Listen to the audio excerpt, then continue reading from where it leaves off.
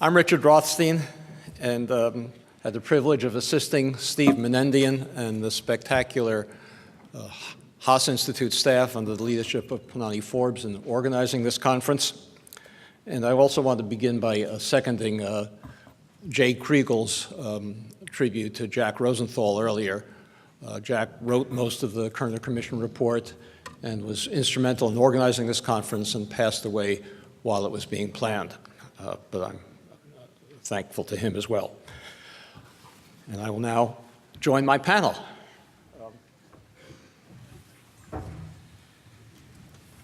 The Kerner Commission set forth three alternatives for the nation, as you've all heard. First, continue our present policies that result in such great inequality, racial inequality, and the Commission predicted that this would lead to worse future rioting and deepen the inequalities that provoke it. Second, we could continue to improve or try to improve conditions in low-income black neighborhoods, what we've come to call in this period revitalization. The Commission said there would not likely be political support for the enormous investments involved, and even if there were, it would still leave us with two societies that undermined American democracy. Or third, we can continue to combine some ghetto revitalization with programs to help low-income black families move to predominantly white middle-class neighborhoods. The Commission said this was the only reasonable choice. Okay. In this panel, three distinguished experts will assess the extent to which we have or have not followed the Commission's recommendations. Here are Camille Charles, Betsy Julian, and Myron Orfield. Please look at your program booklets for the biographies of these very distinguished presenters. Assisting me in moderating this panel in Baltimore is Professor Stephanie DeLuca of Johns Hopkins University, who's done important work on how neighborhood quality affects youth outcomes. Hello, Stephanie, are you there? I guess so. Hello, Stephanie. Hello? Yeah, okay. All right, she's there. Betsy, why don't you lead us off by assessing the extent to which the nation has followed each of the three Kerner Commission alternatives. Thank you, Richard. I want to say that I ordinarily don't kind of read a presentation like this, but Richard has promised to vote me off the island if I go over my time, so I'm going to do that because I don't want to lose my place. Okay. The Commission actually made clear that not doing anything, the first alternative, would be disastrous for the country. So I don't think it was really an option, at least officially, though I think a case can be made that unofficially that is what we did in many areas. Particularly, I was interested in the statement by Eric Tang yesterday about perhaps Kerner was being one of the causes of the criminalization of protest conduct, particularly of young African-American men, and I think we've heard about how that may have been is probably true. In the housing space, however, from the standpoint of the second alternative, whether you call it enrichment, revitalization, and I would actually say that the term revitalization was actually not used because part of the problem was that the communities that we were talking about, the ghettos, had always been, had not been vitalized the way white communities had, so there was no revitalization to do. They had never been given equality there. Or gilding the ghetto, as some people have said, that idea that we could make separate equal was probably considered a more progressive alternative, at least as than the first one, but the Commission was honest enough to say that it was unlikely that the country would ever spend what would be necessary to really do that, even if that idea was consistent with our core democratic values, which it wasn't. And I would suggest that even, the panel this morning was so important in so many ways, and I agree that the Vietnam War pretty much made that impossible from a financial standpoint, but I think the next 50 years suggested we weren't going to invest the way we needed to make separate equal in any event. So really the only alternative for the country in 1968 that we could even pretend to choose was behind door number 3, to do both. Remove barriers to people leaving the ghetto and make the ghetto a better place for people who live there or are going to be living there for the foreseeable future, whether by choice or by containment. And that is what we looked like we were going to do there for at least a nanosecond before the full impact of the political shift that 1968 represented began to become clear. During the 1970s, it did become clear that however difficult it was to pass legislation to enrich the ghetto sufficiently to remove those vestiges of segregation, that would be a piece of cake compared to trying to truly desegregate white-controlled areas, whether in the suburbs or white neighborhoods in the cities. In spite of fairly courageous and blunt language in the assessment of the problem and the reasons for it in the Commission report, the specific housing recommendations were really not that visionary. They were all about federal housing production programs, most of which involved money going to the non-poor, non-minority sector who would develop, own, operate, and finance the housing. The recommendations for a tenant-based subsidy was the only one that involved any direct subsidy to low-income families, and even there, without an aggressive commitment to enforce the Fair Housing Act. That subsidy would simply reinforce existing segregation, though it would obviously benefit landlords wherever they were. And even there, we rigged the system against integration. More on that later. Remember our history on this. The public housing program was de jure segregated from its inception. The deal was explicitly made in 1949 by the white liberals in Congress to get that housing. By 1968, there was increasing pressure to desegregate public housing since there was no way that allowing that to continue was consistent with the new civil rights laws, including the granddaddy of them all, Title VI of the 1964 Civil Rights Act. Richard told me I couldn't use numbers or acronyms. I'm going to make an exception for Title VI. If you don't know what it is, Google it. Litigation was successfully attacking that segregation in public housing in court. Litigation which was by and large resisted by our federal government. So the powers that be came up with a new programs that moved the federal support for low-income housing from the public housing sector to the private sector through things like below-market interest rate loans to the owners and developers, and other developer subsidy programs designed to incentivize the development of affordable housing that could theoretically both address the affordable housing shortage and create desegregated housing opportunities. Those programs were all things that the Kerner Commission recommended. But practically all of those initiatives just reinforced existing segregation, even if they created, in some cases, for some time, better housing in the ghettos and near ghettos. The housing community and development programs that came online between 1968 and 1987 all fit that mold. If you want the details of those programs and how they didn't provide the desegregated housing opportunities that were promised, see a book edited by John Gehring, published in 1986, titled Housing Desegregation in Federal Housing Policy. It's a real page-turner. Then in 1987, Congress created the latest developer gravy train, the low-income housing tax credit program. And that has continued in the same mold. Housing gets built, in the case of tax credit developments, usually good quality housing. Developers, investors, and the banks make money, but no real effort is made at the federal, state, or local level to build or operate that housing in a manner to offer desegregated housing opportunities to low-income people of color who want them.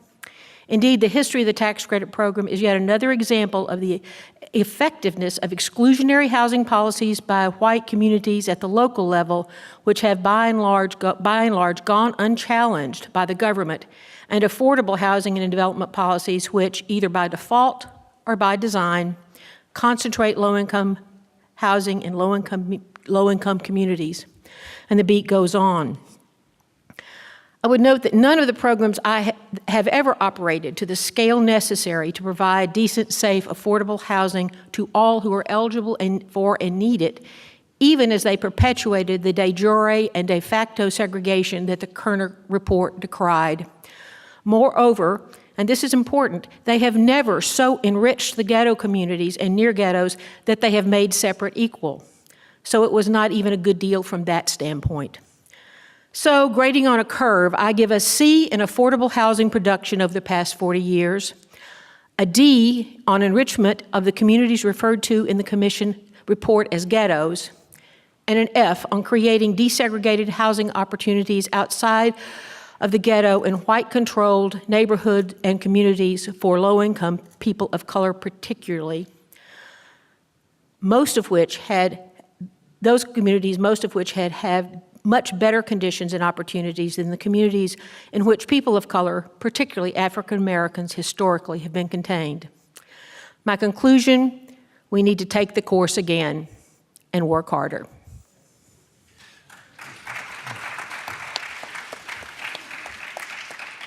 Myron, would you make a brief comment on what you call the low-income housing industry? Yeah, I think one of the things that Betsy was alluding to is in the changes in the way that we produced housing in the mid-'80s, the low-income housing tax credit. We created a very complicated, privatized system of producing housing. We took it out of the civil rights regulation of HUD and put it in the unregulated world of Treasury, and we created really a powerful behemoth, a powerful industry that found a business plan in segregation.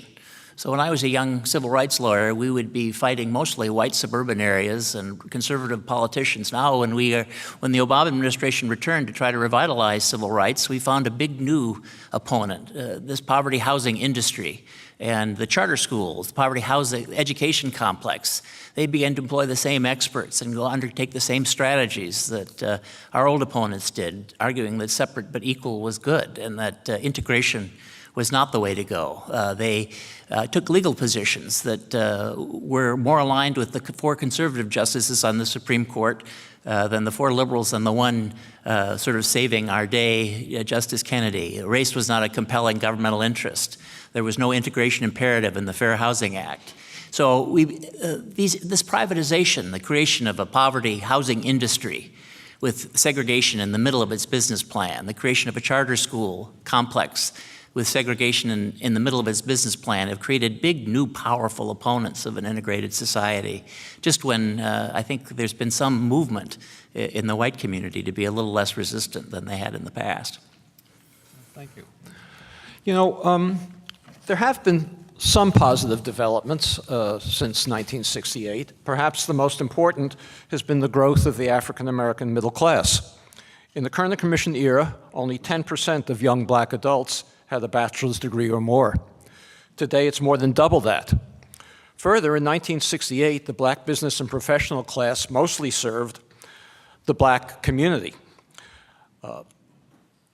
As a young man in the 1960s, mid-1960s, I assisted Harold Barron, the research director of the Chicago Urban League, in a study that identified some 4,000 policymaking positions in the non-financial corporate sector of Chicago. Not one of 4,000 was held by an African American. The only black executives in Chicago were in black companies serving black neighborhoods. Today, any large corporation would face trouble if no African American had achieved executive responsibility. Myron, as Betsy's described, most lower income African Americans remain in what the Kerner Commission termed the inner city ghetto. But what about middle-class African Americans? Have they moved out into integrated middle-class communities? One of the things I think it's pretty interesting to think about is you think about the glass half full of the Fair Housing Act and the glass half empty. One of the things that's happened is there's been a massive suburbanization of African Americans and Latinos and all non-white people.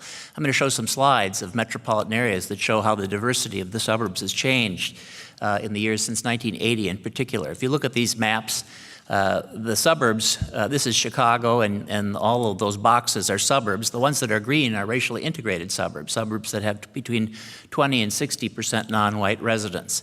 So the green areas are the parts of the suburbs that are racially integrated. This is 1980. The red areas are suburbs that have gone through that transition that Professor Sampson was talking about, suburbs that have become segregated, poor neighborhoods. This is Chicago in 1980. This is Chicago in 1990. This is Chicago in 2000. This is Chicago in 2010. And the suburbs have really changed dramatically. More than half of African-American families live in the suburbs. 2/3 of African-American families at or above the median income live in the suburbs. Almost 3/4 of black married families with children live in the suburbs that are at or above the median income. As blacks have moved to the suburbs, which has been an opportunity that the Fair Housing Act has helped, they're still powerfully discriminated against. Steering is as powerful as it ever was before. Black families are steered to the parts of the suburbs where the schools are diverse, and white families of similar education, income, and credit history are steered to different suburbs. A black family that earns $167,000 a year is less likely to qualify for a prime loan than a white family that earns $40,000 a year.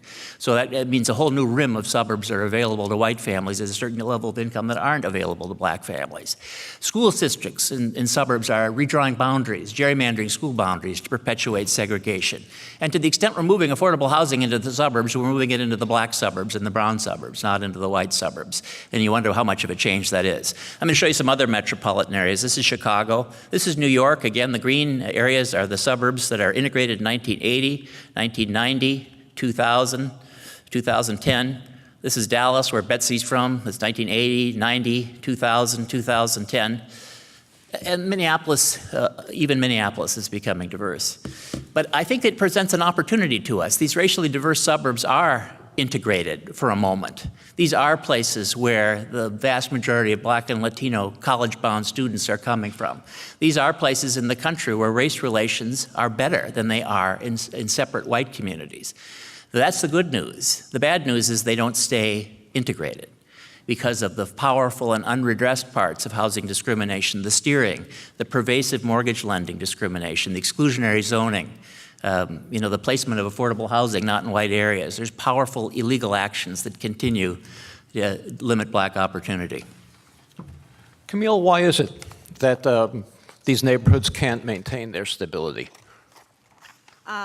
So I think there are actually three things I want to say, and I may have miscounted. And I would say, to limit my numbers, I'm going to say 20%.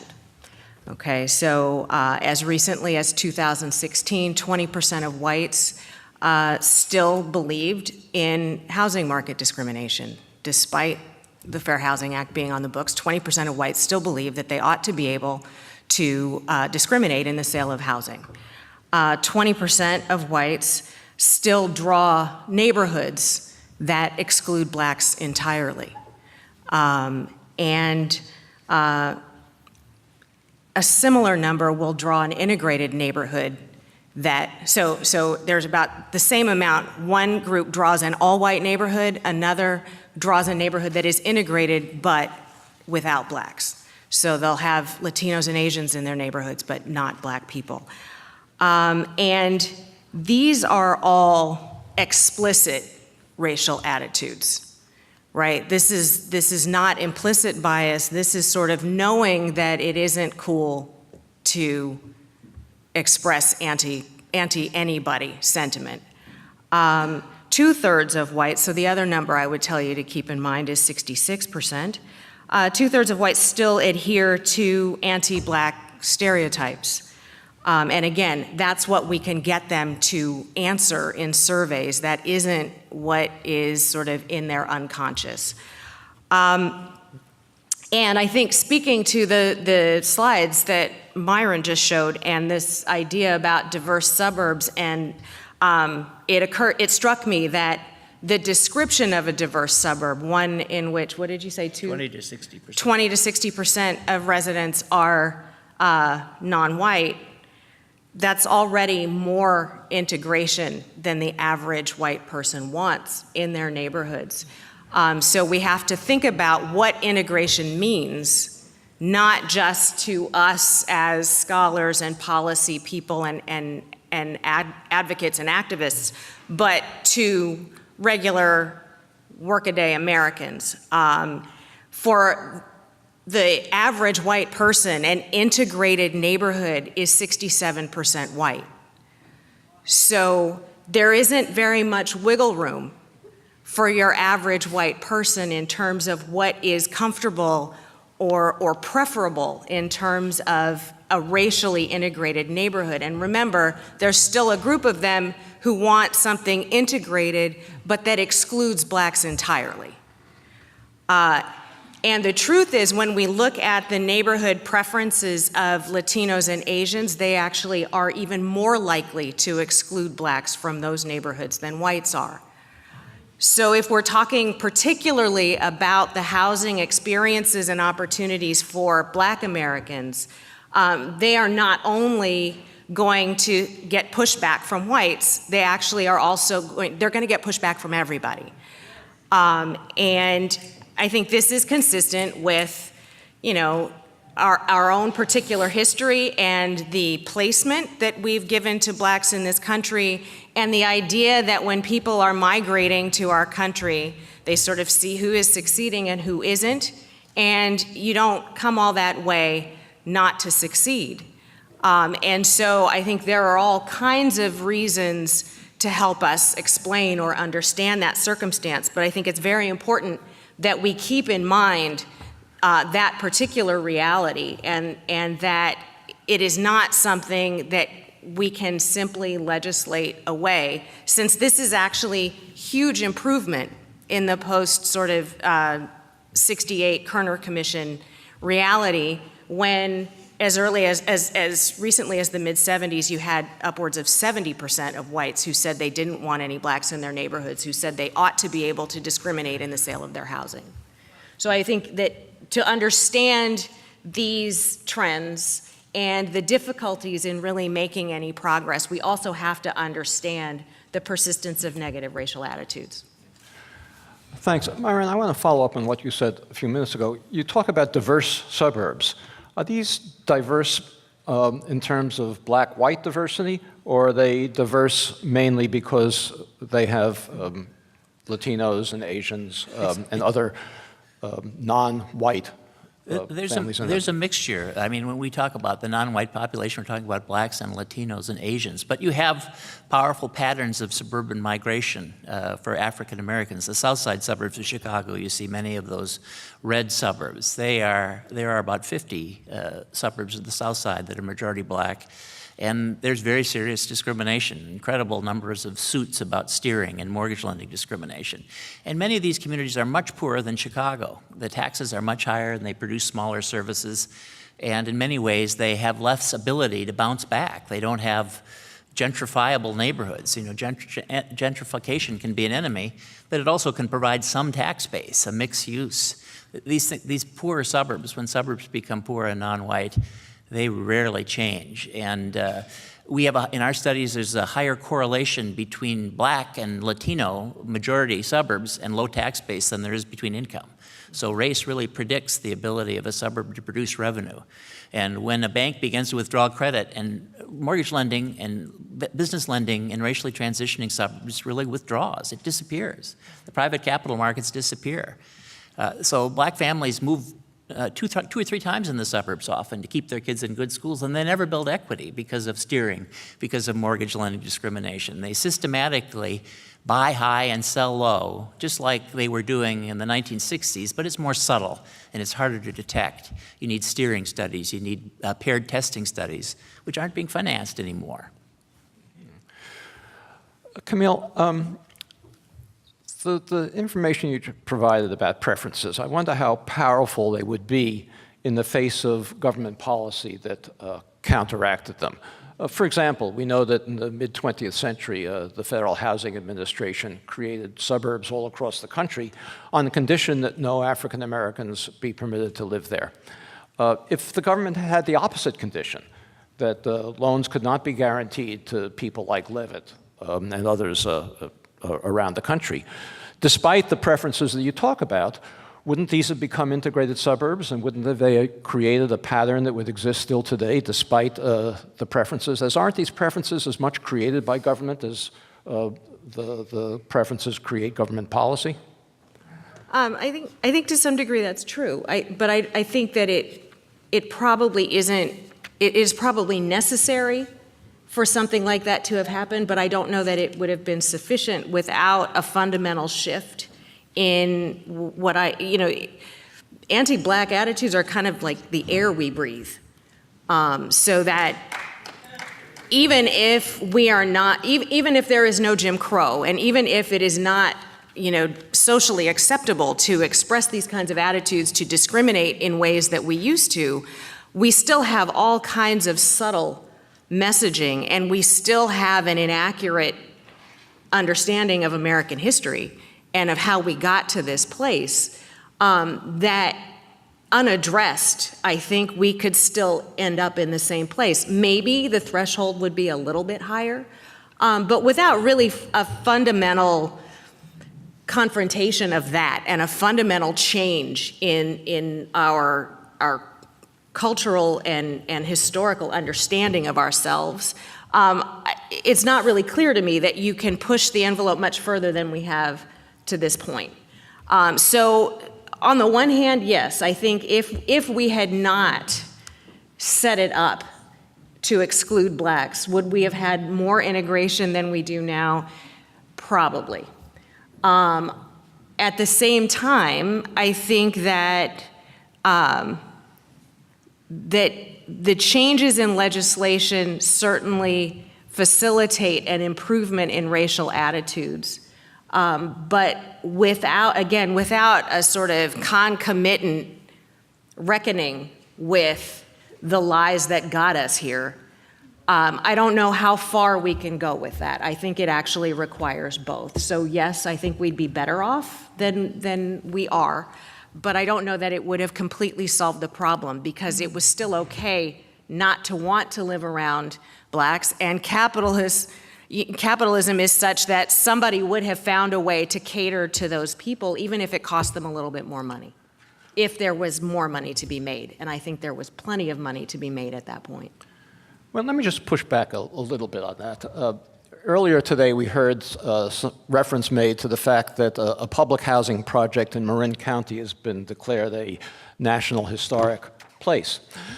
It turns out that was one of the only integrated public housing projects that the government created in the mid-20th century, and the only reason it did so was so many African Americans and whites had flocked to Marin City to work in the shipyards there that they didn't have time to segregate it. They just gave out blankets and pillows, and workers came, and they were astounded at how successful the project was, that there were no conflicts.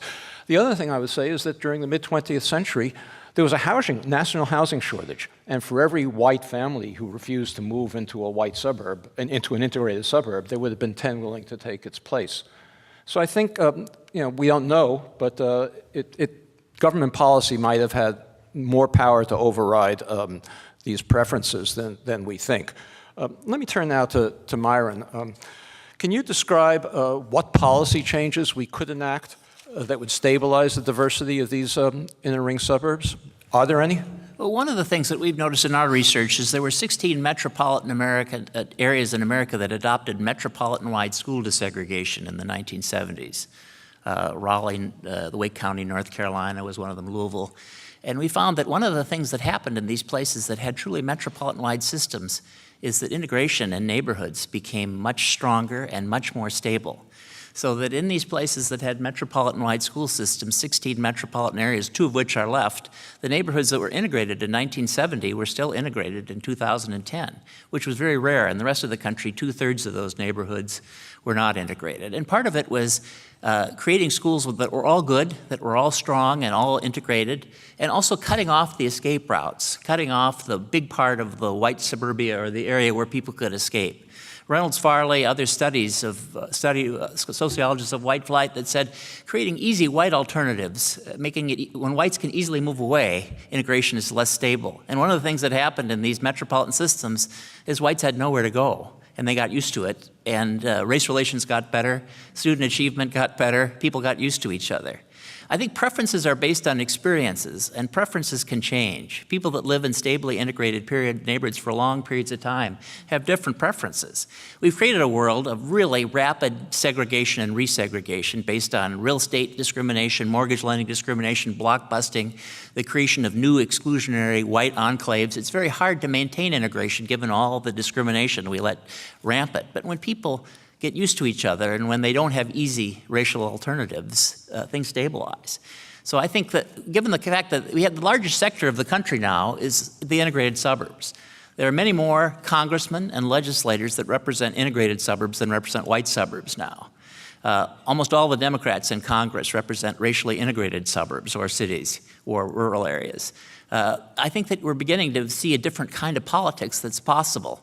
If those congressmen in the central cities and those congressmen and legislators in racially diverse suburbs decide that America is going to be integrated, they're going to have the votes to do that if they can get together.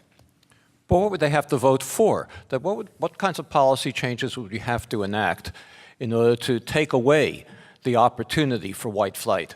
Well, I think that we'd have to, George Romney, when he was Secretary of HUD, was beginning a process called open communities, and he was saying, we aren't going to provide federal highways and sewers to communities that are resistant to affordable housing. There was a common report that the second part of the Kerner Commission was the Douglas Commission, Building the American City. And it was a comprehensive strategy about land use and zoning reform and affordable housing everywhere. I think taking that companion report and thinking about if a city is a right to have an independent government and land use planning powers, it has a responsibility for affordable housing. There are judicial precedents like the Mount Laurel decision that says that all cities within a metropolitan area are constitutionally responsible for the general welfare of the citizens, and they can't, through their zoning codes or development agreements or development practices, zone out their fair share of the poor. So these fair share concepts, which are alive in about 10 of the states, making sure that suburbs, if they come into being and they get federal and state subsidies, have their share of affordable housing. I think that the inner suburban congressmen and legislatures can move to make steering a thing of the past if they want to.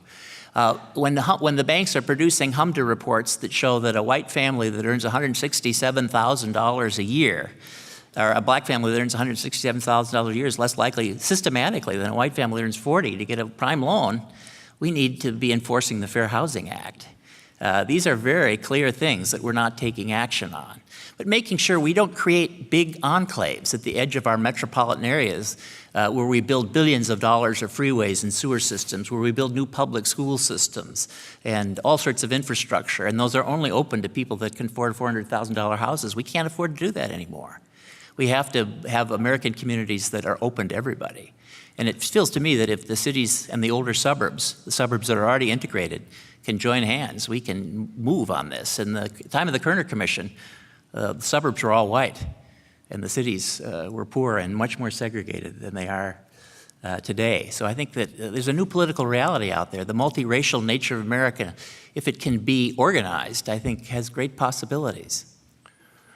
Well, if people look at their program booklet, they'll see that Myron is not only a housing expert, but a law professor. So I'm going to ask him both a legal and a policy question. And let me give you some historical background first. In 1917, the Supreme Court prohibited communities from explicit racial zoning. And in response to that, the federal government set up a committee on zoning to persuade every municipality, every suburb in the country to adopt zoning ordinances that would exclude low-income people. Many of the members of the Committee on Zoning in the federal government in the 1920s said outside the committee that their purpose was to exclude African Americans and immigrants. But the zoning ordinances that were enacted in response to the committee's behest were all, on the face, racially neutral. So given this history, and given the disparate impact of these zoning ordinances that we now know may violate the Fair Housing Act, do we have a basis for challenging zoning ordinances in the outer ring suburbs that provide an opportunity for white families to flee to all white suburbs? I think there is a basis, and partly, one of the problems right now is we don't have organizations that can bring these lawsuits. There aren't, the NAACP Legal Defense Fund doesn't have the kind of resources that it needs to do this. The Legal Aid Society can't do these things. They're complex suits. But both on state and the federal level, there's openings. The notion of Mount Laurel, that zoning power is a power that's limited by other clauses of the Constitution. Zoning was upheld initially in the 1926 against a takings claim. They were worried that zoning was a taking. Well, the Mount Laurel court said that you can't delegate to a city the power to zone out its fair share of the poor. It's not possible. It's not consistent with the police powers that can be delegated to zoning. And I think that's a concept that needs to be pushed in every state. we have cases, federal court cases that have been recited and renewed by the Supreme Court in Betsy's case last summer, the Huntington case in Long Island, that said when a suburb put all of its affordable housing in one part of the suburb and refused to change its zoning in the white part of the suburb, that was a disparate impact violation of the Fair Housing Act. President Obama pushed forth a disparate impact rule that said that exclusionary zoning is a disparate impact violation of the Fair Housing Act. So he took the Huntington principle in that case from the 1980s and made it part of the federal law. So the challenges can be made to suburbs that refuse to change their zoning. I think it's a combination of federal actions and state actions. State constitutional zoning laws have to change. We can't allow exclusionary zoning. We can't delegate that power. We have to challenge it in court. And we have to use these disparate impact provisions in the Code of Federal Regulations to challenge these communities, because there's a basis to do that. But you have to have lawyers that are financed and that can fight to do that. Okay. Betsy, would you follow up, in addition to prohibiting exclusionary zoning, are there other reforms going forward that we could enact that would help to implement the Kerner Commission's third alternative? Yes, and of course there are. There's really, there's no shortage of good policies that could be enacted. I'm going to talk about a few, but I want to be perfectly honest. For the next 3 years, these are not going to be enforced or enacted at the federal level. And so I'm going to talk about how I think they actually are going to be given life if they are. A couple of things that I will hit that Myron's really going to the tough nut to crack. I think the whole exclusionary zoning thing is a blight on our history that is not. So if you go to the court, they say it's wrong. But from a policy and practice standpoint, we still let it go, and it's rampant in every metropolitan area that I'm aware of to some extent. And exclusionary zoning is the way NIMBY works. It's how it's given effect. So, and if without the political will, and I don't mean at the governmental level, I mean at the level of the community, we're never going to win that battle. How many of you are familiar with the affirmatively furthering fair housing rule that HUD promulgated? Well, it's really distressing to some extent that every hand in the room doesn't go up, because the Fair Housing Act when it was passed in 1968, the only provision that was really targeted at segregation institutionally was a provision in the Fair Housing Act that said that the federal government must affirmatively further fair housing in all of its housing and community development programs, not just HUD. HUD was barely wet behind, it was still wet behind the ears when this was enacted. Everybody, Treasury, Department of Agriculture, anybody who had a housing community development program was supposed to affirmatively further the purposes of the Fair Housing Act. That was basically ignored for 40 years. The Obama administration finally promulgated, albeit it took them almost 8 years they were there to do it, but they promulgated in a robust, affirmatively furthering fair housing rule that's very powerful. And it was just getting going when the Obama administration left. The current administration has indicated a desire to kick that can down the road. They've extended. They haven't repealed the rule yet, though we were all looking for that. Again, I don't have time to go into the affirmatively furthering whole issue of that. I could talk for a long time. Google it. Find out if you don't know about it, because it is a place that at the community level you can have an impact on these issues. And it's not just about housing. It is about housing and community development, and all the issues that the Kerner Commission hit on are related to race, and that really can be captured in the affirmatively furthering fair housing process that HUD has set up in this rule. And the data base that they gave in their regulation is very powerful. It tells you all the things. It's a cheat sheet. You don't have to go research all your demographics and all the problems. The data that supports what you know is going on in the communities in which you live. That data HUD has laid out for you. It's probably getting a little old now, but it's still going to be very powerful. And it's the basis for community organizing. It's the basis for community education around these issues.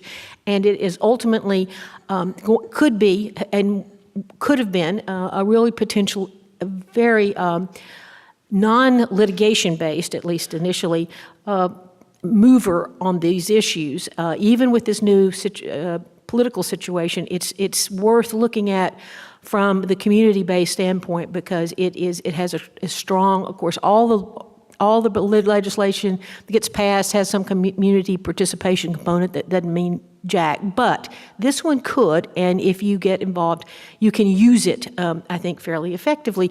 The other things, so I really want to hold up the affirmatively furthering regulation, even as it lies dormant at the federal level, and circle back at the end to talk about why I still think that it has some real potential. There's been a lot of talk about reforming the low-income housing tax credit program, part of our litigation, part of a lot of advocacy going on. I'm not going to spend any time on that. Yeah, they're doing better. They don't want to get sued anymore. But ultimately, the drivers of the tax credit program are the developers and the banks and the investors, and whatever trickles down to the community will happen. But that's not the focus of that program. No, there never will be. I want to speak about one thing that could be happening. It won't be happening in this administration, but we really have, it's a long neglected thing. It wasn't even discussed in the Kerner Commission report, because what they called for was a thing like the Section 8 program, but it didn't exist then. It didn't come into place until 75. The voucher program does have great potential. I'll speak to Professor Sampson's comments if I have a minute, but it like every other federal housing program that's come along, has not lived up anywhere close to its potential, either in terms of it serves a lot of people, but it certainly has not met anything close to its potential to provide desegregated housing opportunities to low-income people of color, and for a number of reasons. So things could be done, and there were things afoot in the Obama administration to address the issues of inadequate fair market rents, which basically take with one hand and give the other. We say, here's a voucher, you can go use it anywhere.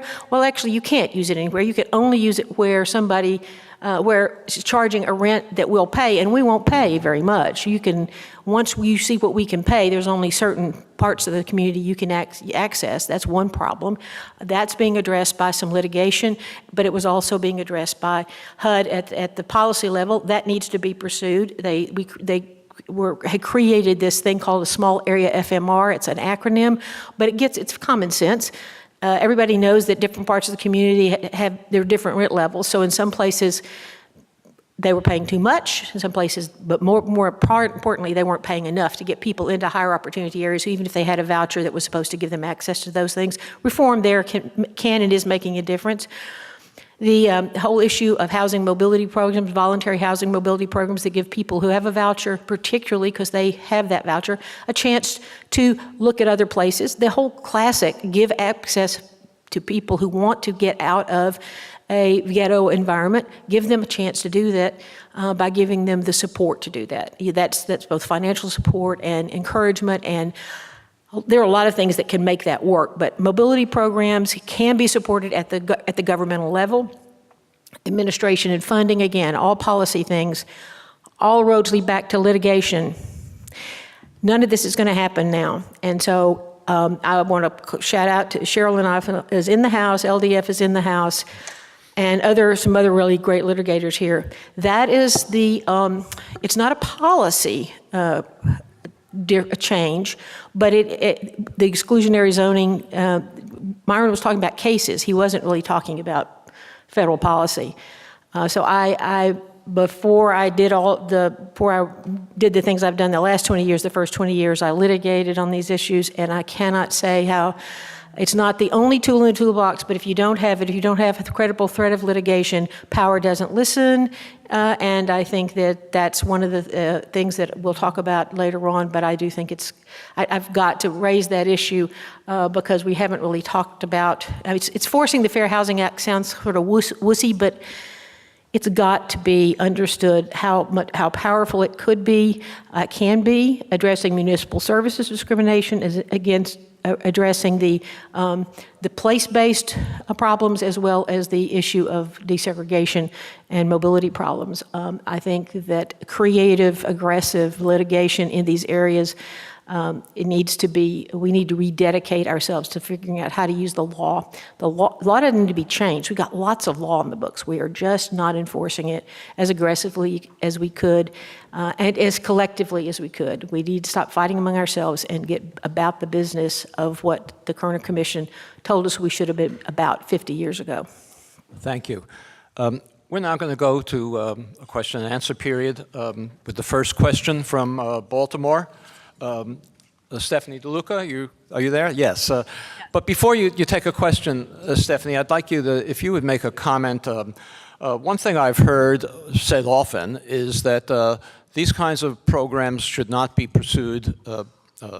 These mobility programs should not be pursued because most African Americans would much rather remain in a comfortable African American community rather than be encouraged to move to places where they may face hostility and white opposition.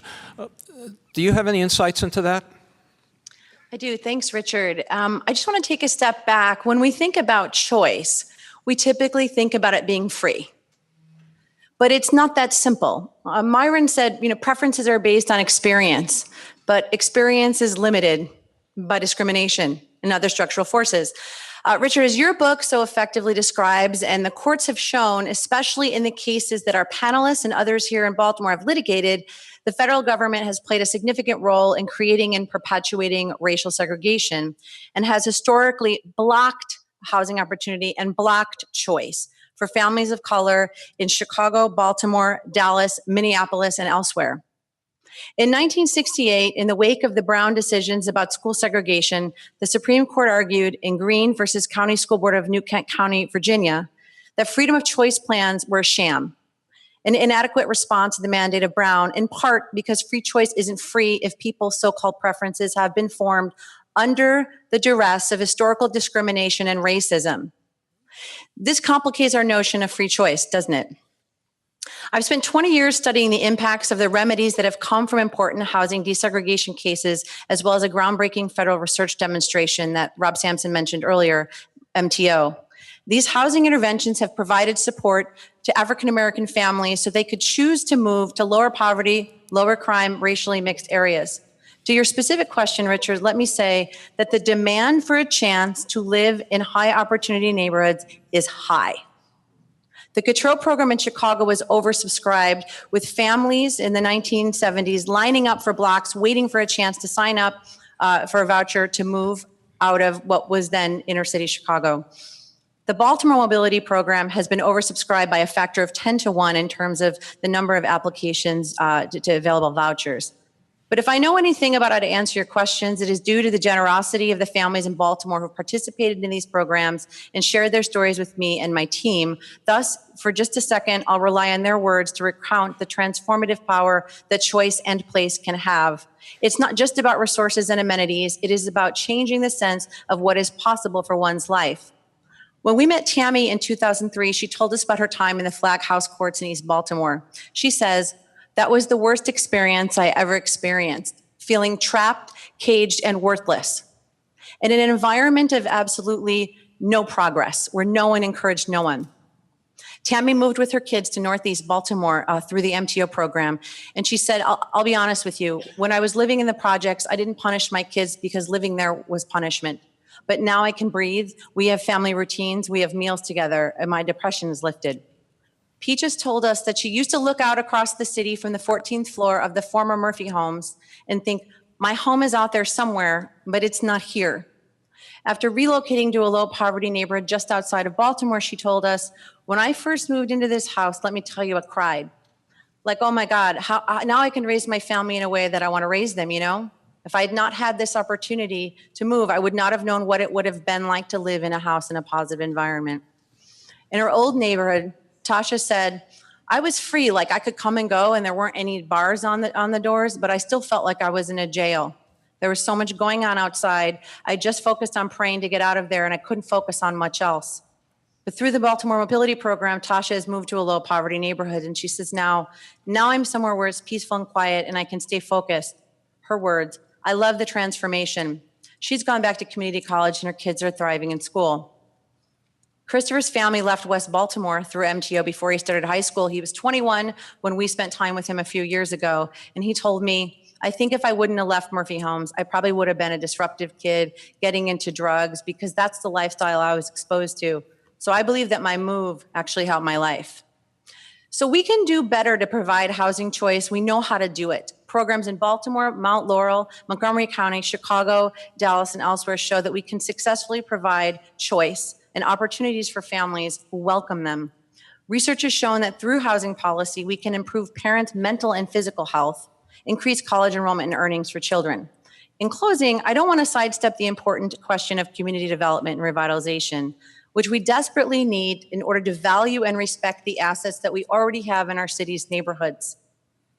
But at the same time, families shouldn't have to wait until we figure out how to do this.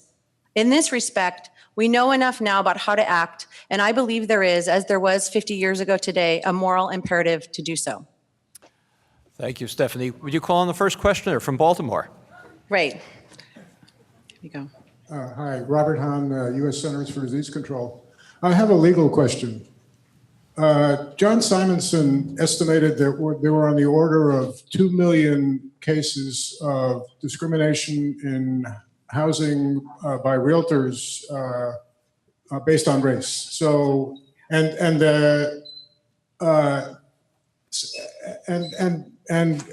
only a few thousand of these are investigated by either HUD, Department of Justice, Office of Civil Rights. What are the capacities of our government, HUD, Office of Civil Rights, Justice Department, to enforce, to monitor, enforce, go after? I mean, HUD counts them, so why don't we do anything about them?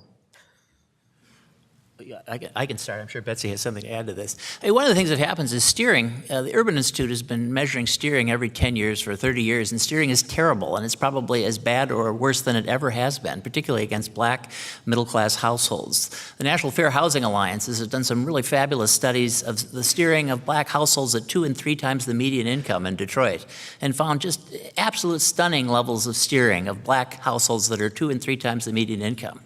One of the things that state housing finance agencies should be doing, they should be mandated to be doing, is doing paired testing tests constantly in the metropolitan areas and suing the daylights out of real estate companies that are steering. It's a crime. You know, there's just no systematic way to get at it unless you're doing those paired testing studies, and they're complicated and they cost money, but there's no other way to really get at it. And going at it one case at a time is like, trying to move the ocean with a teaspoon. You've got to get the evidence. I haven't seen any steering studies that don't show steering. Maybe there are some, but it's a kind of a force of gravity in metropolitan areas. Black families get shown the parts of the suburbs where the schools have black kids in them and are diverse. White families of similar education, income, and credit history are shown a totally different part of the suburbs, even if they're trained to ask for exactly the same thing over and over and over again. It needs to be really rooted out at a systematic level with big studies of testing. You can't do it one agent at a time. And we've been saying this for a very long time, so I don't know. HUD does not have the capacity on a good day to do all it should do, and they have very few good days. So I really think it's important. This has got to be, and I think Myron's idea of having local state housing finance agencies engage in this is a great idea. Folks, the real estate industry is one of the most powerful industries in this country. Between the real estate, the multifamily real estate industry, the single family, the real estate, they control everything about housing and community development that we do as a public policy, certainly at the federal level and at the state level. You're absolutely right. Individual cases are never going to get there, but what we do need is a widespread movement. Fair housing became a word that really has I've always say it's a very wussy term. It was an open housing movement, was a fundamental part of the civil rights movement, and this gets at it. Somehow we've got to figure out how to get the resources at the grassroots level, and when I say grassroots, I mean at the local level, to go after this issue as aggressively as we do a lot of other things. It's going to take lawyers, and you're going to have to do systemic litigation, but it will have to take on the real estate industry in a way that I don't think it's ever been taken on in my lifetime. And the 50 years of Kerner is my 50 years of life. I started at 20. I turned 20 in '68. I'll turn 70 this year. I feel like it's flashing before my eyes to read this stuff. We are passing the torch to this new generation. I believe absolutely it's in your hands, and we're passing it with the hot end forward. So we're looking, we'll give you all the support we can and wisdom of learned and failed experience. I'm just going to add that every real estate broker in this country is licensed by the state in which he or she operates, and the state sets standards and doesn't set standards for how real estate industry operates. Before moving to a question to Bert from here in Berkeley, Stephanie, I've got my phone here, so you can let me know when you're ready for a next one, although I can see there's somebody there already. I have somebody already. All right, well, we'll take another one from Baltimore then. Hi, my name is Jane. I'm a student at Johns Hopkins. And so my question comes from the fact that right now in this current political climate, it's so polarized that it seems like it's impossible to get anything done with the legislature and the current administration. Therefore, the new generation, we have to activate either public opinion or litigation. But when it comes to talking about housing, it seems like only people who are studying housing want to talk about it. It's not really a hot button issue. So if we're just out in the general population, how do we get people who aren't studying housing to care about it and talk about it? And then when it comes to litigation, since, as Betsy said, power will not listen without the credible threat of litigation, how much can we actually rely on that right now, given the laws that we do have in place that aren't always enforced? Well, to the litigation piece, I think you have to keep, I can say that you have to just keep pushing on and trying to figure out, look back, as there are laws, there's not just law in the books. The courts have actually been the most receptive on this stuff. So I think there's something to be done in terms of how to talk about housing. I don't ever talk about housing per se. Housing is the linchpin of housing segregation is the linchpin that has made it difficult to do everything else. Whether if you're talking about education, you're talking about criminal justice, you're talking about health. You're talking about environmental justice. You're talking about every major metric by which we determine whether our quality of life is good or bad. Segregation has caused great harm to the particularly the African American people in communities. That harm is. I talk about housing as a part of that that web of segregation. But it is the linchpin. If we had dealt with housing segregation aggressively, even come close to doing the kinds of things that Kerner didn't recommend in the housing section, but did recommend as in their overall narrative about what was wrong, a lot of these other issues would have been balled up with that, and we wouldn't be where we are today. So I don't talk about housing per se, even though this is a housing and neighborhoods panel. It's all we have to do it all, and it's all balled up together in the overarching umbrella of segregation. And if we don't deal with that, and we can deal with it if we deal with it that way, then it helps us not be divided into these little buckets of, are we community development people, are we mobility people, are we environmental justice people, are we criminal justice people, all that division that we have to do sometimes in our work. But we need to get away from that in our advocacy. We need to see this holistic, and I hate that term, but we have to go at this in a holistic way so that housing is not separated out from all these other issues that Kerner called out. Thank you. We're going to turn to Berkeley now, but first I'd like to call on somebody who is in the audience, Jennifer Hernandez, who I just make a brief comment about another kind of opposition that we're suddenly experiencing to the kinds of reforms that Betsy and Myron have talked about. Hi, yes. Housing is a crisis in California, and it's a lot of people are talking about it. I appreciate these comments. One thing that hasn't been raised yet, and California has done a lot of what you've talked about. We mandate inclusionary housing in some ways. We certainly demand that all cities do their fair share to house low-income and very low-income communities, even though those laws aren't very aggressively enforced. But we have an uber law here that is called the California Environmental Quality Act, that allows anyone to sue, even anonymously. The top target of CEQA lawsuits statewide is housing. We did a deep dive into housing lawsuits in the South Coast, in the Southern California area, including all of LA and Orange County and whatnot. 14,000 housing units were challenged over a 3-year period. 78% of those housing units were in whiter, wealthier, and healthier parts of the region. 98% were in existing communities. We're not talking about sprawl here. So I wondered why it is, in the name of the environment, that it's okay to, quote, protect community character, when if those same words were used outside California, Californians would be outraged. No, I think that this is, if you take a look at white suburbs that are building affordable housing, you have all sorts of environmental lawsuits and 500-year floodplain lawsuits and archaeological treasures lawsuits, everything that you can possibly imagine. And I think that you have to really think about this. There should be a synergy between this. A good environmental plan should have a community that has affordable housing in it. One of the things is that if you're doing it right, and I think California with its climate change legislation is trying to get affordable housing near jobs, it should be in synergy. A lot of times the environment is used as a tool of NIMBYism, and it's got to be stopped. If you look, California's got these laws, but if you take a look at where their tax credit units are, they're in the poorest and most segregated neighborhoods over and over again. And that's a big part of the problem. I also think that when developers start to play, like places in New Jersey or Minnesota or places where they start to build in white suburbs, you start to build a market for affordable housing in those places. I think the private market's interested in this. The private market just never gets their projects approved because these powerful poverty organizations and industries keep all the units in the poorest neighborhoods. Thank you. All right. Take the first question over there. Yeah, thanks. So Brian Parker, and I'm an alumni of Berkeley and of NYU Law, like Cheryl, so I'll look forward to her comments. I wonder, just 2 quick questions, if you could talk about the Fair Housing Act a little bit more.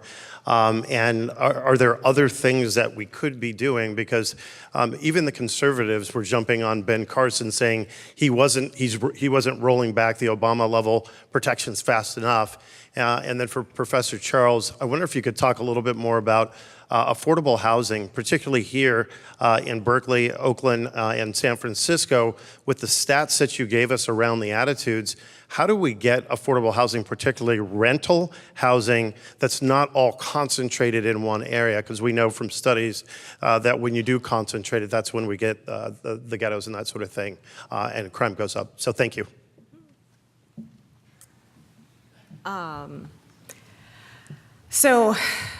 think the I suppose the good news is that the affordable housing issue is not just a minority issue, right? And so for better or worse, one way in is that kind of universalist approach. However, I think we also know that if we aren't attentive to racial disparities in the experience of the absence of affordable housing or quality schooling or whatever it is, that at the end of the day, those won't be the populations who benefit from any shifts in that direction. I think that one of the things we've learned from racial attitudes research is that often it's the way that these kind of issues are posed to the public, right? So that if we ask questions about support for affirmative action, but we pitch it as quotas, we know the conversation is over. And in fact, African Americans don't support affirmative action when the question is posed in that way either. So I think one of the ways that people who don't want to see these things happen have managed to be successful is that they're pushing the issues in ways that trigger knee-jerk reactions that are not supportive. And so, I always complain that liberals and progressives kind of have messaging problems because we understand things are complicated and therefore we can't have, or we have been unable to come up with a very clear and succinct message that gets across. But I think that actually would get some traction because we know that in principle, nearly all whites believe that there ought to be racial equality, that there ought to be equality of opportunity, there ought to be equality in terms of access. And so that egalitarian principle is real and enduring, and it suggests a way in, but it also means that we have to message these things around those issues of equality and egalitarianism, right? Another question over here? I just want to bring up the fact that my name is William Walker. I'm a third year here at Berkeley. I don't think it's that private developers are dying to build this housing for people of color and they're just being stopped. There are plenty of regulations that require that suburbs here in the Bay Area build affordable housing, and it hasn't been built. So the crux of what's preventing true integration and housing in the Bay Area is local control. They just built solar panels on the parking lot at Lafayette BART station because there's a need for solar panels more so than a need to build high-density housing along that transit corridor. And so my question is, when do we talk about local control?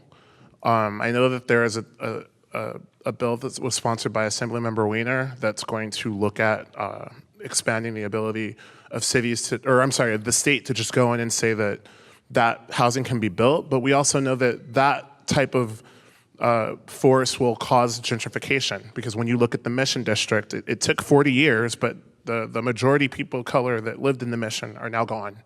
And as this new legislation will hasten more development on the transit lines, it will continue to push people of color out of central cities and into suburbs like Antioch, where there are no services or social fabric for folks that need services. So that's my question. How do we address local control? And if we know that banks are denying loans to people of color that make 4 times or nearly 5 times what a white person makes, then why aren't those banks denied the access to federal loans, and why aren't those federal housing loan laws enforced? I think these are really good questions. I mean, I think local control and white racism and NIMBYism are a fundamental driver of segregation in the society. But one of the things I've learned in the last few years is when we had a president that wanted to do some open housing laws, and when you've had states in New Jersey where you had suburbs that wanted to build affordable housing, the state agencies would never allocate the resources to do this. John Powell got me involved in a lawsuit when I was really starting out as a law professor. It was in New Jersey, and the city of Mount Laurel, which had been the defendant in this famous lawsuit, had been applying for tax credits for 20 years to build affordable housing. And the poverty housing industry was keeping all the units in the central cities and keeping it out of those places. In the Twin Cities where I'm from, where we have a fair housing law, we denied $55 million worth of projects into white suburban areas so that we could build much more expensive projects in poor neighborhoods. So part of this is the traditional white racism that we've always dealt with, but there's also an industry. It's a private industry. Sometimes it has a gentle-looking, non-for-profit face, but it's a private industry that its business model is building units with high dollar amounts in poor neighborhoods, not employing anybody in the community, not being led by Black or Latino people, being led by white families, white leaders from the suburbs that build these units for a lot of money, and they like to build them in poor neighborhoods because it's faster and there's more subsidies.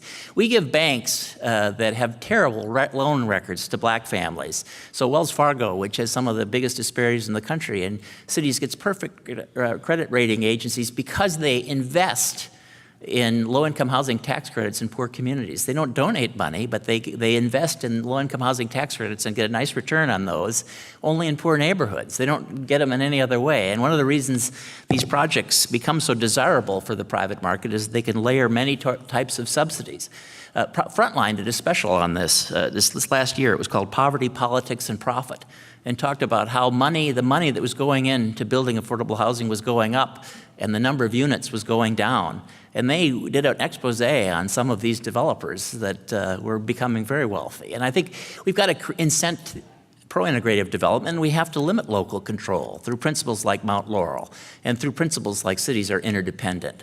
There was an evolving kind of case law that was occurring in the 1970s called regional interdependency, and and it involved taxes, involved housing, and the notion that municipalities in a large metropolitan area have duties to each other. I think that has to be expanded either through the courts or through local government law. We'll take the next question from Berkeley. Yes, my name is Carl Anthony, and I'm with Breakthrough Communities, and I want to pick up on the conversation about climate change and the relationship between the needs of low-income and low-income families as it relates to climate change, and also as it relates to segregation.